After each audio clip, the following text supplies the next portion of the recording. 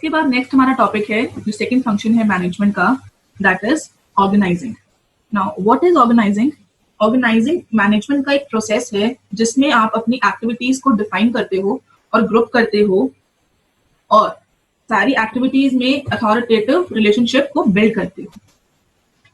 It is the process of identification and grouping various activities and bringing them together as physical, financial, and human resources and establishing relations among them for achievement of specific goals. Basically, organizing क्या है कि सारे लोग group में as team work काम करते हैं for achievement of organizational goals. सारे resources को ग्रुप कर दिया जाता है, आइडेंटिफाई किया जाता है, जो जिसका काम है वो वही काम करेगा, वो डिपार्टमेंट उस काम के लिए अगर असाइन किया गया है तो you organise your work in a way ताकि आप अपना ऑर्गेनाइजेशन गोल प्रॉपर्ली अचीव कर सको। अब हम देखते हैं ऑर्गेनाइजिंग के इंपॉर्टेंस क्या है, why it is important to organise your managerial activities. Specialised approach है, when everybody is specialised in their own work, everybody knows कि मुझे इसी काम के लिए चुना गया है। या अगर प्रोडक्शन डिपार्टमेंट है, दे नो कि उनको सिर्फ और सिर्फ प्रोडक्शन डिपार्टमेंट का ही काम करना है, तो उससे क्या होगा, उनकी वर्क एफिशिएंसी इंक्रीज हो जाएगी। व्हाई? बिकॉज उनकी जो एक्सपर्ट स्किल है वो क्या है, to produce certain type of activities और गुड्स। रोल क्लैरिटी है, उनको पता है कि प्रोडक्शन का काम उनके पास है, उससे रोल क्लियर है, कोई कंफ्यूजन नहीं है। दे नो कि हमें कितना काम करना है, हमें क्या काम करना है and why we are here in organisation. तो इससे क्या है कि उनकी वर्क इफेक्टिवनेस इंक्रीज हो जाती है, एफिशिएंसी इंक्रीज होती है, ट्रांसपेरेंसी रहती है। Why? Because when your roles are clear you will work according to your given task and every individual knows कि मुझे कितना काम करना है और क्या काम करना है, तो उससे ट्रांसपेरेंट रहता है सारा work culture. Optimal utilisation of resources है, आफ्टर दैट इफेक्टिव एडमिनिस्ट्रेशन है, आपका सारा काम प्रॉपर्ली ऑर्गेनाइज्ड है, आपकी एक्टिविटीज ऑर्गेनाइज्ड है, you are moving towards achieving your organizational goals, आपका ह्यूमन रिसोर्स प्रॉपर्ली सारा काम मैनेज कर रहा है, इससे क्या होगा, इफेक्टिव एडमिनिस्ट्रेशन होगी। चेंजेस को आप इजीली अडॉप्ट कर लेते हो, जैसे हमने लास्ट प्लानिंग में देखा है कि जो एनवायरनमेंट है वो चेंजिंग एनवायरनमेंट है। अगर आपका सारा काम ऑर्गेनाइज्ड है, सारी एक्टिविटीज प्लान्ड है, तो इफ इन एनी केस कोई भी डेविएशन आती है या किसी भी तरीके की कोई भी प्रॉब्लम अराइज होती है, तो it will be easy for manager to adopt that change and work according to that. Why? Because your activities are planned in such manner कि कोई भी मुश्किल आए you will get over it. Growth and expansion है, जब आप अपने काम में एक्सपर्ट हो, आपका इंडिविजुअल ग्रोथ हो रही है, you are expanding on a new version of yourself, you are way better from yesterday. Why? Because you are doing something that you are expert in. Personal development भी है, जैसे growth and expansion है, तो organisation की growth के साथ साथ आपकी पर्सनल डेवलपमेंट भी हो रही है, आप अपने काम में एक्सपर्ट हो। जब इंडिविजुअल 100% दे रहा है और अगर 10 इंडिविजुअल्स अपने 100% दे रहे हैं, उससे क्या है, टीम 100% दे रही है and when one team is giving it's 100%, उससे क्या होगा, ऑर्गेनाइजेशन गोल ज्यादा एफिशिएंट और इफेक्टिव मैनर में अटेन होगा। नाउ लेट अस सी कि ऑर्गेनाइजेशन का प्रोसेस क्या है। सबसे पहले है डिवीजन ऑफ वर्क। ऑब्जेक्टिव्स आपने बना लिया, प्लानिंग आपने कर ली, अब इसके बाद क्या है, आप अपना काम डिवाइड करते हो कि कौन सा डिपार्टमेंट, कौन सा एम्प्लॉय, कौन सी टीम क्या काम करेगी। डिवीजन ऑफ वर्क के बाद क्या है, आप उनको सिमिलर ग्रुप्स में, सिमिलर टीम में ग्रुप कर देते हो, डिपार्टमेंट्स बना देते हो। इसके बाद क्या है, ड्यूटी असाइनमेंट, जिसका जो काम है उसको वो काम मिल जाएगा, उसकी वो ड्यूटी असाइन हो जाएगी। देन लास्ट में है establishing reporting relationship. Everyone, every team, every department will report to their superior. ये है हमारा प्रोसेस ऑफ ऑर्गेनाइजिंग। कैसे होती है ऑर्गेनाइजिंग? सबसे पहले आप अपना काम डिवाइड करते हो, कितने पार्ट्स में डिवाइड होगा, उसके बाद डिवाइड करने के बाद जो सिमिलर ग्रुप्स और सिमिलर डिपार्टमेंट्स हैं वो काम उनके पास चला जाएगा। देन ड्यूटी असाइन होगी, after that reporting relationship build होगा कि ए सबऑर्डिनेट ने बी सुपीरियर को बताना है कि काम कितना हुआ है और कितना नहीं हुआ है। इसके बाद हमारा आता है third function of management, that is staffing. Planning आपने कर ली, आपने अपना काम ऑर्गेनाइज कर लिया, अब आपको क्या चाहिए, अब आपको वो एक्सपर्ट लोग चाहिए जो वो काम करेंगे। और वो एक्सपर्ट लोग कैसे आएंगे, कहाँ से आएंगे and what will be the step जिससे you will get those expert people in your organisation. we will look in this section. What is staffing? किसी भी ऑर्गेनाइजेशन का सक्सेस और फेलियर सिर्फ एक चीज के ऊपर डिपेंड करता है, वो है उनका ह्यूमन रिसोर्स, कि उनके जो एम्प्लॉयज हैं वो कितने कैपेबल हैं कोई भी सिचुएशन को हैंडल करने के लिए, सक्सेस को हैंडल करने के लिए या फिर फेलियर को हैंडल करने के लिए। जितने ज्यादा एफिशिएंट एम्प्लॉयज किसी ऑर्गेनाइजेशन के पास होंगे उतनी ज्यादा उस ऑर्गेनाइजेशन के फ्लरिश करने के चांसेस बढ़ जाएंगे। Efficient people can take the organisation to great heights. ये मैनेजरियल फंक्शन है that aims at putting people to work and find right person for the right job. Staffing क्या है? स्टाफिंग एक प्रोसेस है जिसमें आपका मेन एम होता है कि आपकी जो भी पोजीशन वेकेंट है उस पोजीशन पे राइट पर्सन को रिक्रूट करना। इसके बाद हम देखते हैं फीचर्स क्या हैं स्टाफिंग के।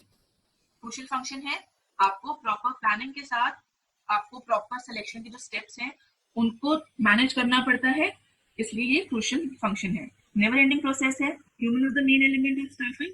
आप किसी ह्यूमन एलिमेंट को ही रिक्रूट करोगे। कॉम्प्लेक्स फंक्शन है, इट इन्वॉल्व्स माइंड। आपको बहुत ज्यादा ध्यान से किसी भी कैंडिडेट को सिलेक्ट करना पड़ता है, otherwise it will affect your achievement of organisational goals. इसके बाद है why staffing is important. It helps in choosing suitable candidate. Job satisfaction improve होती है जब किसी भी पोजीशन के लिए राइट कैंडिडेट चूज होगा। जो कैंडिडेट है he will also be satisfied कि yes this is my work and I am at right place। Organisation की भी efficiency increase होगी। so overall what happened, it build a satisfactory environment in the organization। high performance है, जितना ज्यादा better आप candidate choose करते हो उतनी ज्यादा उसकी एफिशिएंसी इंक्रीज होती है। बेसिक मैनेजरियल फंक्शन है कि ये चीज करनी ही करनी है। You can not survive without humans, so you need staffing in your organisation. Organisation की ग्रोथ है, ऑप्टिमल यूटिलाइजेशन ऑफ रिसोर्सेज है, कंपटीशन में हेल्प करता है। जितने ज्यादा बेटर आपके पास एम्प्लॉयज होंगे उतनी ज्यादा कंपनी ग्रो करती है, उतनी ज्यादा ऑर्गेनाइजेशन फ्लरिश करती है। So if you are doing good in your stream, in your society, उससे क्या है, आपका कंपटीशन टफ होता है, you will be at heights. Efficiency of work promote करती है। जितने बेटर तरीके से आप काम कर रहे हो, आपके एम्प्लॉयज काम कर रहे हैं, जितनी बेटर रिक्रूटमेंट या सिलेक्शन हुई है, ट्रेनिंग एंड डेवलपमेंट हुई है, उससे क्या है, एवरीबॉडी विल वर्क प्रॉपर्ली। अब हम आते हैं स्टाफिंग के प्रोसेस पर। Let us see what is process of staffing और how we recruit employees for our organisation. सबसे पहले है manpower requirement estimation. Staffing के प्रोसेस की शुरुआत होती है मैन पावर रिक्वायरमेंट एस्टिमेशन से। इट मीन्स कि हम ये देखते हैं कि हमें कितने नंबर ऑफ एम्प्लॉयज या किस टाइप के एम्प्लॉयज अपनी कंपनी में चाहिए। By the term type we mean कि क्या क्वालिफिकेशन होनी चाहिए, एजुकेशनल बैकग्राउंड क्या होनी चाहिए जो कि हमारे ऑर्गेनाइजेशन को सर्व करे। दो टाइप की मैन पावर रिक्वायरमेंट होती है किसी भी कंपनी में। सबसे पहला होता है workload analysis and the other one is workforce analysis। Workload analysis में हम ये देखते हैं नंबर और type of employees to perform various job design in the organisation. जैसे हमने ऑर्गेनाइजिंग में पढ़ा था कि हम क्या करते हैं, पहले हम अपना काम डिसाइड करते हैं और उसके बाद हम ग्रुपिंग करते हैं या डिपार्टमेंटलाइजेशन करते हैं जो हमारा काम है उसकी।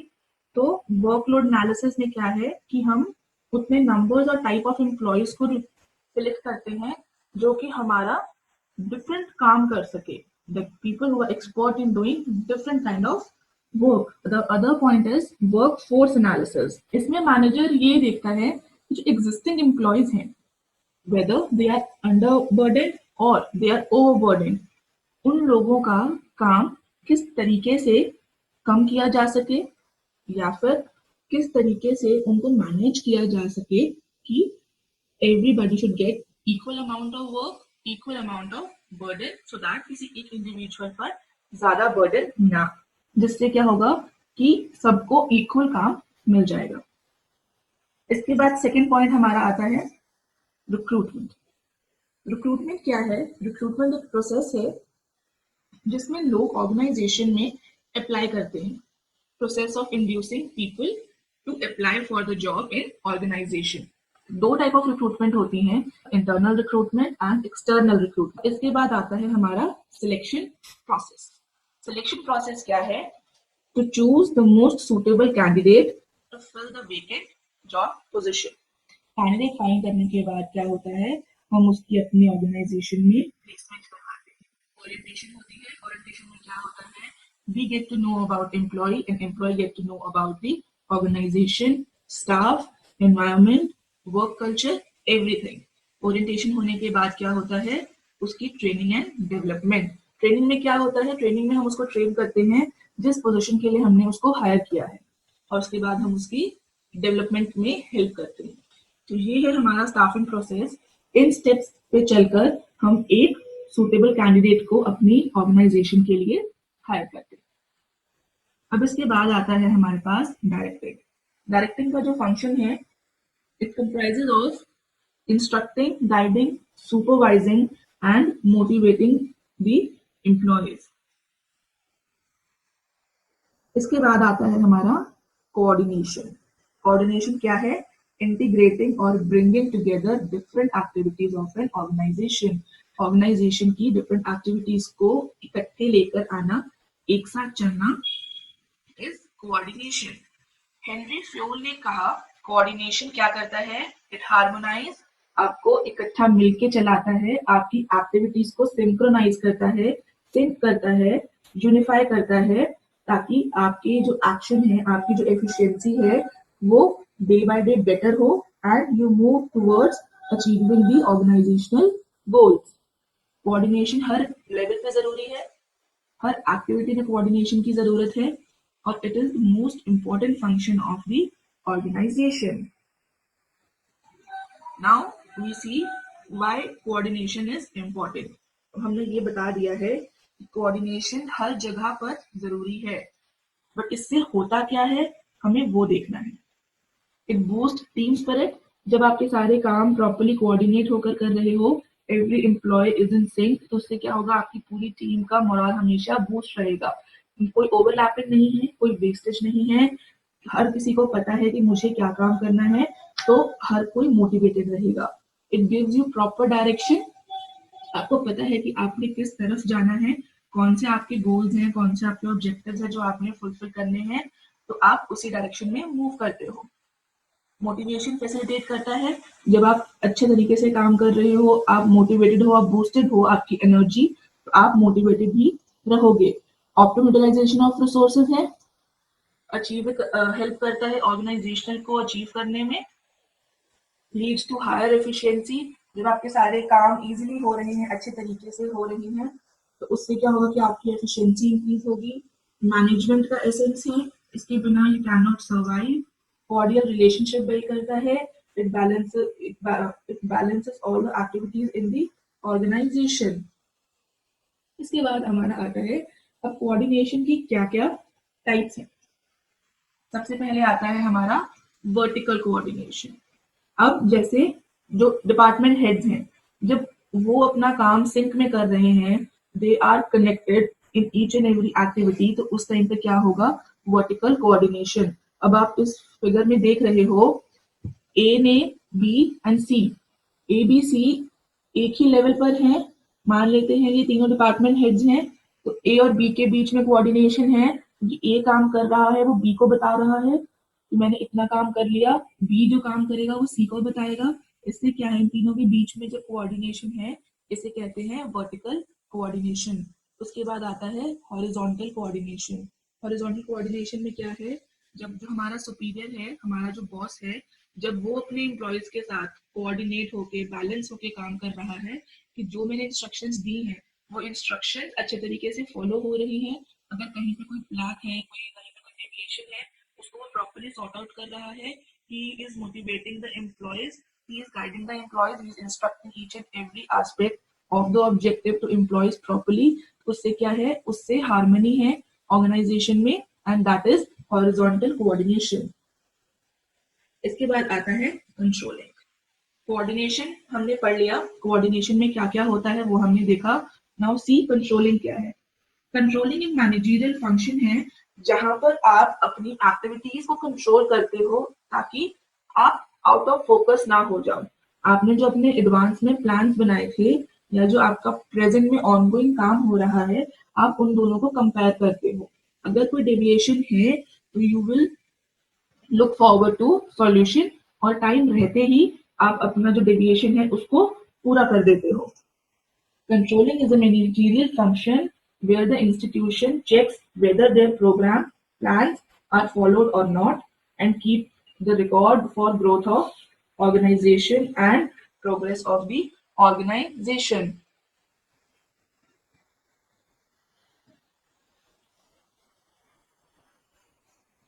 इसके बाद आता है इम्पोर्टेंस ऑफ कंट्रोलिंग। क्यों जरूरी है कंट्रोलिंग, हमें क्या करती है कंट्रोलिंग?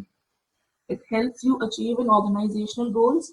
जब आपने अपने प्लान आउटपुट्स को और एक्चुअल आउटपुट को कंपेयर किया तो आपको पता चल गया कि क्या प्रॉब्लम है। या तो आप बहुत फास्ट जा रहे हो या आप बहुत स्लो जा रहे हो। You get to know the exact picture. तो उससे क्या हुआ, आपको अपना ऑर्गेनाइजेशन गोल्स को अचीव करने में हेल्प मिली। एक्यूरेसी के स्टैंडर्ड्स को आप जज कर सकते हो। क्यों कर सकते हो? बिकॉज आपके पास एक बेस है। बेस क्या है आपका? जो आपकी प्लान एक्टिविटीज है वो आपका बेस है, वो आपका बेंचमार्क है।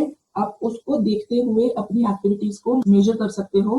एफिशिएंट यूज ऑफ रिसोर्सेज होगा, क्योंकि जब आप प्लान एक्टिविटीज के साथ कंपैरिजन करके चल रहे हो तो ओवरलैपिंग नहीं होगी या ज्यादा वेस्टेज नहीं होगी। एम्प्लॉयज का मोटिवेशन हमेशा बूस्टेड रहेगा क्योंकि एक्टिविटी सारी कंट्रोल्ड है। डिसिप्लिन और ऑर्डर हमेशा रहेगा क्योंकि मैनेजर हमेशा इस बात का ख्याल रखता है कि जिस तरीके से प्लान आउट हुआ है सारे स्टेप्स और सारी एक्टिविटीज उसी तरीके से सारा कुछ चलता रहे। एफर्मेटिव प्रोसेस है, hand in hand with planning. जैसे जैसे प्लानिंग चल रही है वैसे वैसे चल रहा है। हर मैनेजरियल फंक्शन पे ये एप्लीकेबल है। कोई भी एक्टिविटी परफॉर्म हो रही है, activity should be in control ताकि डेविएशंस ना हो, एक्टिविटी जो रिसोर्सेज हैं वो वेस्ट ना हो, ओवरलैपिंग ऑफ वर्क ना हो। इसके बाद आता है कंट्रोलिंग का प्रोसेस। हम कंट्रोलिंग कैसे करते हैं? सबसे पहले है एस्टैब्लिशिंग स्टैंडर्ड्स। इट मीन्स कि आपने एक बेंचमार्क एस्टैब्लिश किया, आपने एक प्लान लेआउट किया। आप उसके बाद आप उस प्लान को मेजर कर रहे हो अपनी परफॉर्मेंस के साथ, जो आपकी एक्चुअल परफॉर्मेंस है या आपकी प्रेजेंट परफॉर्मेंस है उसके साथ। फिर आता है कंपेयर करना। सबसे पहले आपने एक प्लान किया, उसके बाद आपकी जो प्रेजेंट सिचुएशन है, प्रेजेंट एक्टिविटीज है, आपने उसको मेजर किया।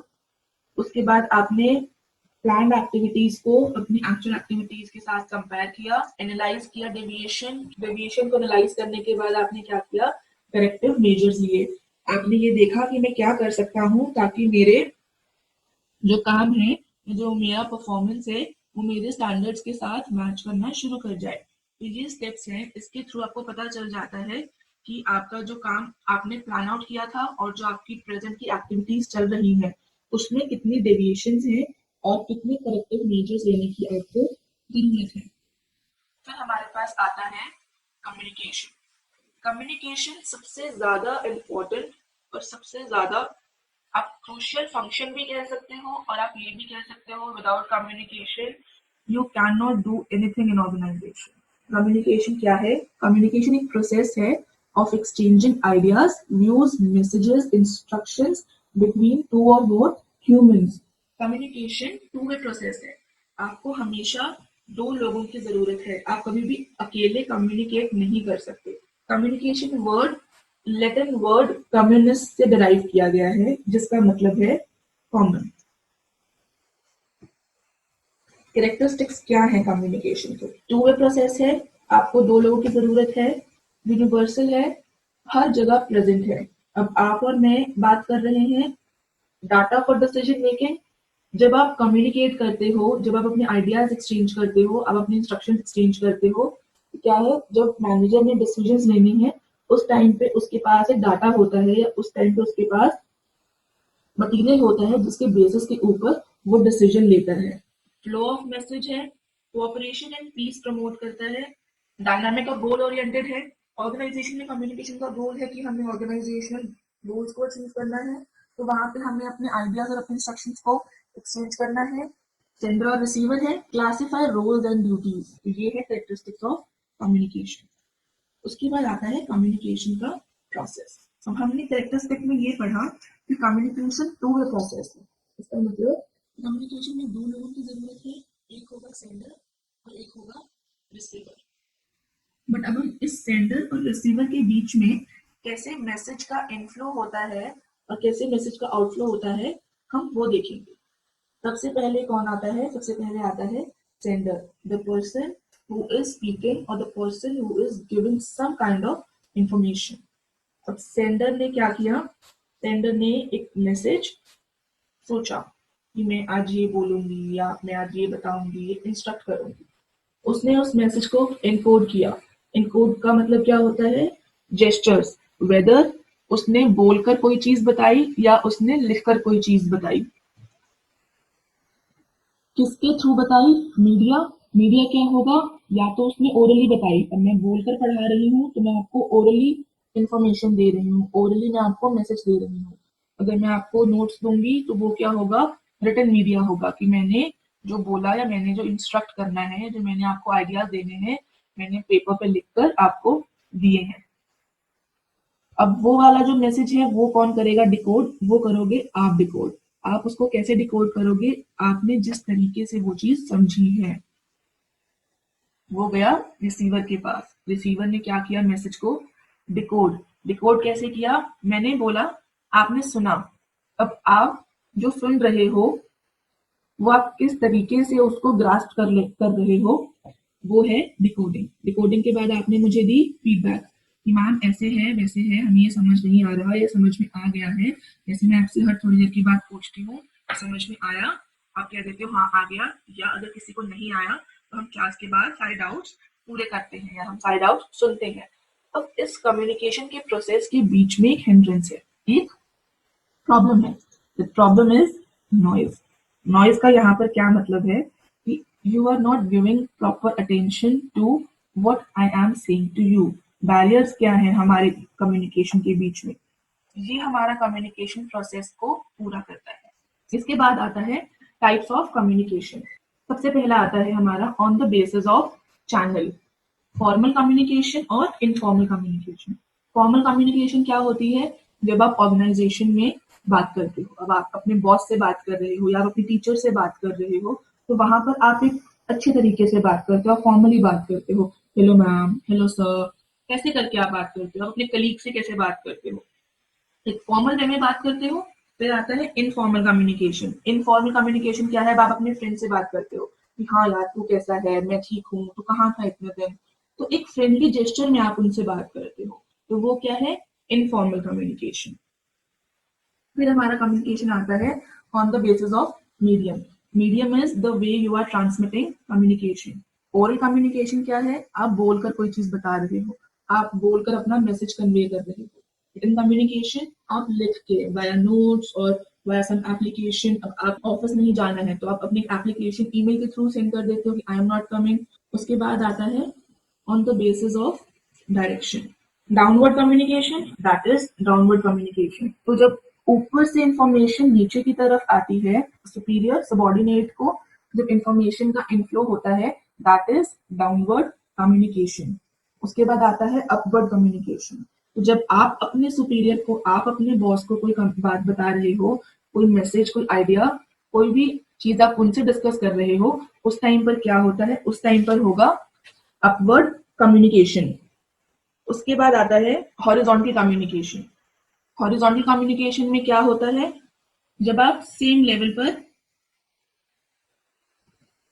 इंफॉर्मेशन का आउटफ्लो करते हो।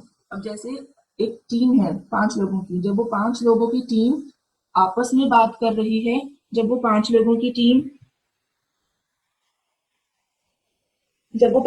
टीम आपस में कम्युनिकेट कर रही है, आइडियाज एक्सचेंज कर रही है, तो वो पांचों सेम लेवल पर है, उसमें ना ही कोई सुपीरियर है और ना ही कोई सबॉर्डिनेट है। उस टाइम पर क्या होता है? उस टाइम पर होता है horizontal communication, when you are on the same level. अगर आप अपने फ्रेंड से बात करते हो तो वो क्या है? वो है हॉरिजॉन्टल कम्युनिकेशन। फिर आता है वर्टिकल कम्युनिकेशन। वर्टिकल कम्युनिकेशन में क्या आता है? वर्टिकल कम्युनिकेशन और डायगोनल कम्युनिकेशन और क्रॉसवाइज कम्युनिकेशन।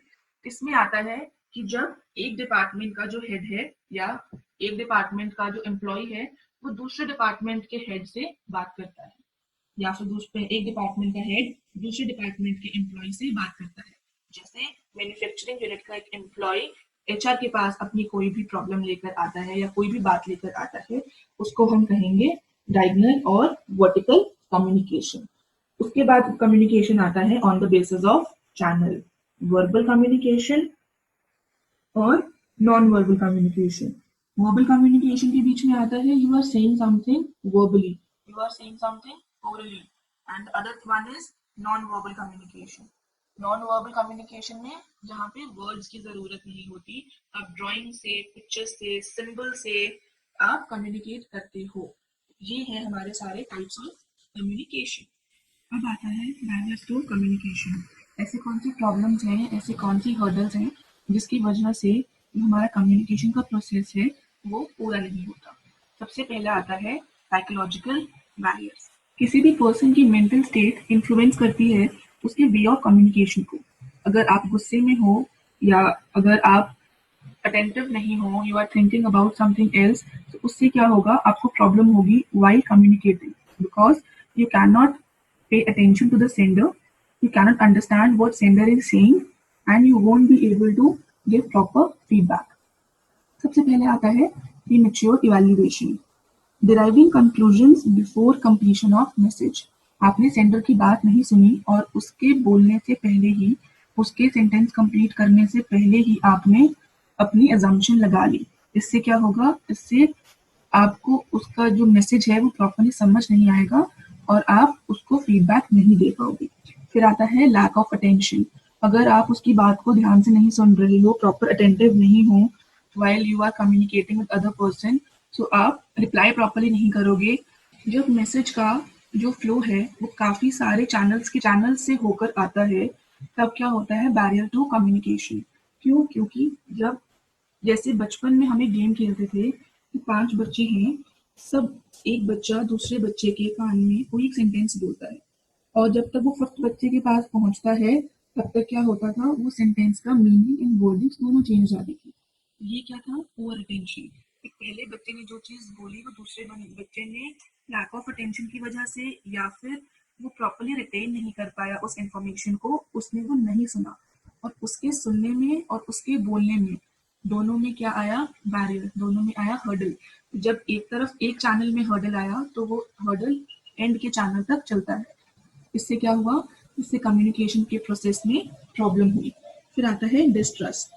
जब कम्युनिकेटर और रिसीवर के बीच में इफेक्टिव कम्युनिकेशन नहीं है, जब सेंडर और रिसीवर एक दूसरे को ट्रस्ट नहीं करते हैं, आप एक दूसरे की बात को प्रॉपरली समझते नहीं हो, आप समझना चाहते नहीं हो, इसकी वजह से आपका का इनफ्लो एंड आउटफ्लो है वो कंप्लीट नहीं होता, जिसकी वजह से क्योस के चांसेस होते हैं।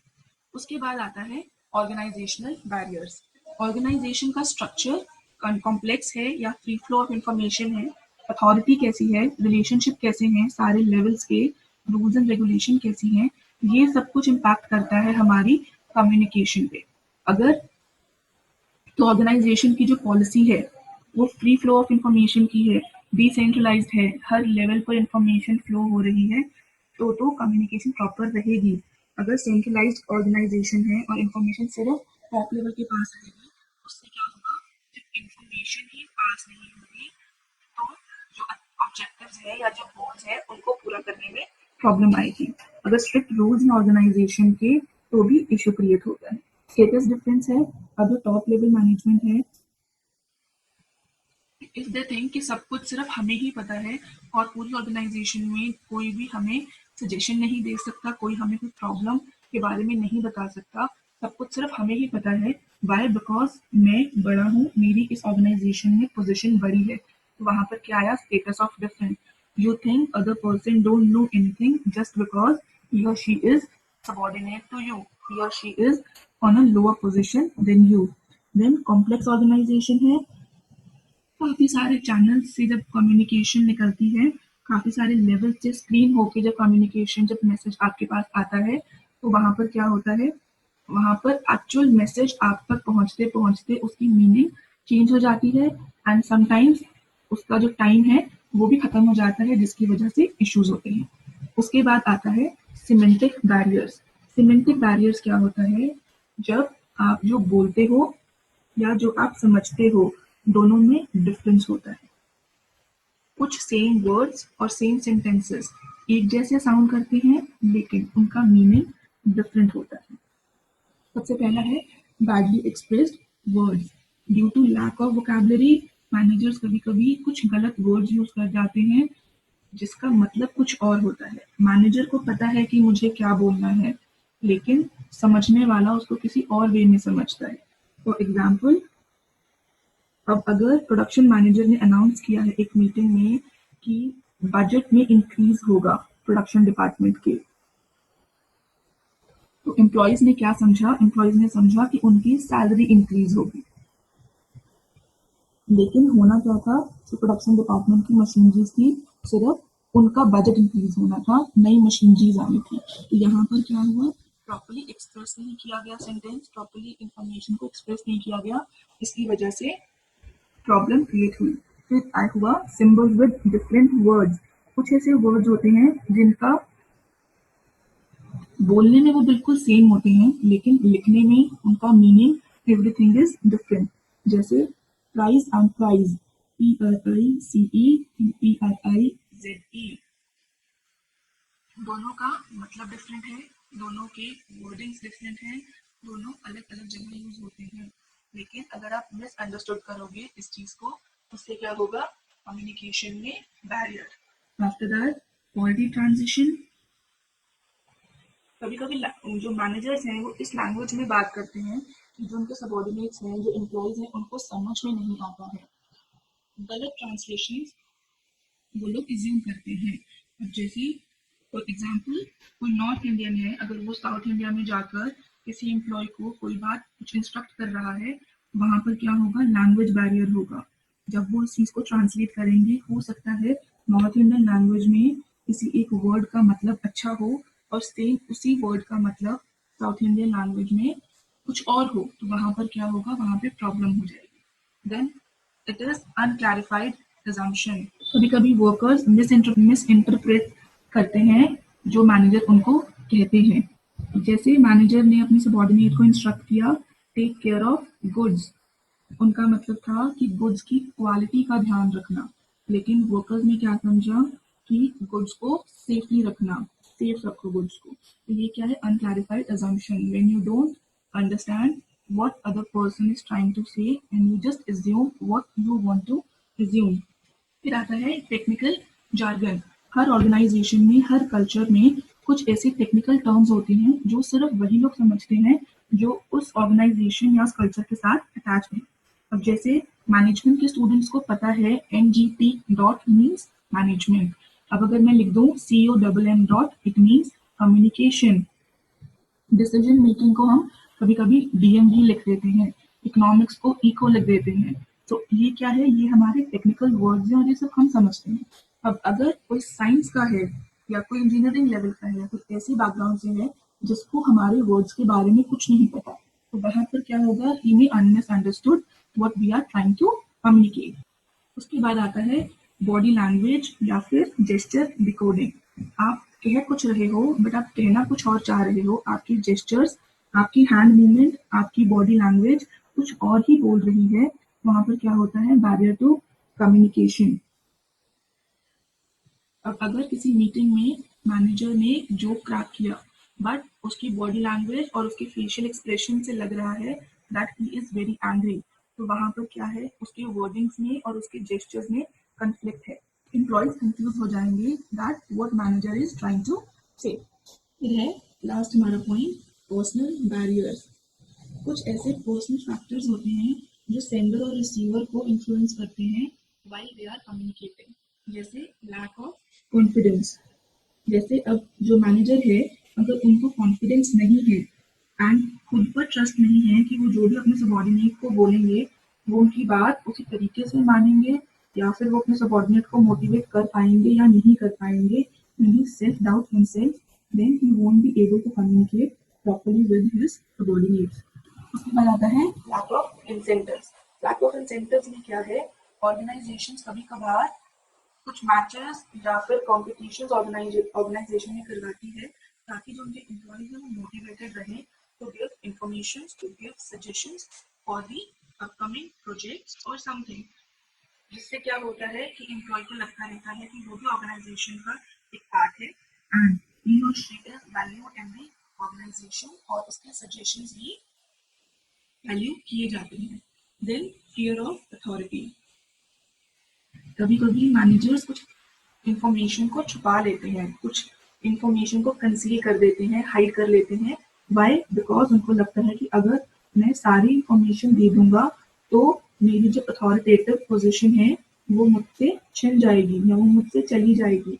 बिकॉज अगर मैं सारी इंफॉर्मेशन अपने सुपीरियर, अपने सबॉर्डिनेट्स को पास ऑन कर दूंगा, then they won't listen to me, then they won't come to me and ask me about anything. ये कुछ बैरियर्स हैं जिसकी वजह से कम्युनिकेशन का जो प्रोसेस है उसमें हर्डल्स आते हैं। फिर आता है आप अपनी कम्युनिकेशन को या कम्युनिकेशन के बैरियर्स को कैसे इम्प्रूव कर सकते हो। सबसे पहला है क्लैरिफाई द आइडिया। जो आपने बोलना है आप उसको सोच के बोलो, प्रॉपर्ली बोलो, ताकि आप जो कन्वे करना चाह रहे हो वो आपके रिसीवर को एज इट इज पहुंच जाए। अगर मैसेज प्रॉपर्ली कन्वे होगा, क्लियरली फॉर्मुलेट होगा in the mind of the communicator, only then he or she can communicate properly with the receiver. उसके बाद है कंसल्ट। कुछ भी बोलने से पहले एक बार किसी एक और पर्सन के साथ कंसल्ट कर लो। हो सकता है जो आपके माइंड में बात है, जो आपके माइंड में आइडिया है, वो आप किसी और तरीके से, किसी और वे से अगर आप अपने रिसीवर को बोलोगे तो ज्यादा इम्पैक्ट पड़ सकता है, या आपका जो आइडिया है वो ज्यादा क्लियर होकर रिसीवर तक पहुंच सकता है। प्रॉपर लैंग्वेज का यूज करो। Know your audience, know your receivers. वो जो लैंग्वेज या वो जो जेस्चर समझते हैं उसी जेस्चर में, उसी लैंग्वेज में आप उनसे बात करो। Don't forget to get feedback. Feedback is very important while you are communicating, because उससे आपको पता चलता है कि आपने जो आइडिया कन्वे किया है वो एग्जैक्ट मैनर में रिसीवर को रिसीव हुआ है या नहीं हुआ है। फॉलो अप लेना चाहिए सेम, कि जो भी आपने बोला है वो समझ आ रहा है या नहीं समझ आ रहा है। Be a good listener. Why? Because जब आप गुड लिसनर बनते हो you always retain the information in your mind works on that and after that you speak what you retain in the mind. आप सोच समझ कर बोलते हो, दिमाग खुला रखकर। Open your mind while you are communicating, while you are listening, or while you are speaking. Don't speak anything that is irrelevant, that is out of the topic, or that is not necessary while communicating to a particular audience. And the last one is complete the message. Don't left your message in between. Don't let your audience to assume or to what you want to say. कोई भी अगर आपको इस topic से related question है, कोई query है, आप नीचे कमेंट बॉक्स में हमें लिख सकते हैं। Just keep studying. Take care.